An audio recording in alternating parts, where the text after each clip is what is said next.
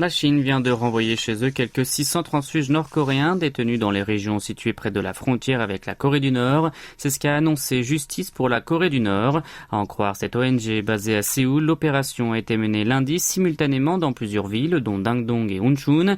Dans certaines d'entre elles, des responsables du ministère nord-coréen de la sécurité d'État l'ont dirigé eux-mêmes. Les réfugiés expulsés sont majoritairement des femmes, mais il y a aussi des enfants. À l'heure actuelle, pas moins de 2000 individus venus du nord de la péninsule seraient retenus dans l'Empire du Milieu. Leur expulsion vers leur pays d'origine est redoutée depuis que le royaume ermite a récemment rouvert ses frontières, strictement fermées début 2020 pour lutter contre la pandémie de coronavirus.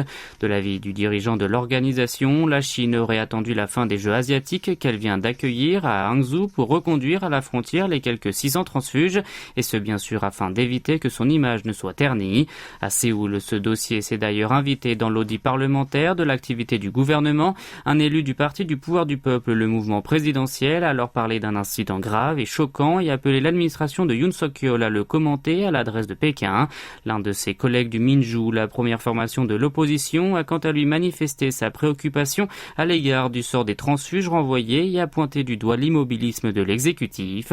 Le ministère de la Réunification s'est alors engagé à vérifier la situation en coopération avec les autres ministères concernés et à prendre des mesures nécessaires.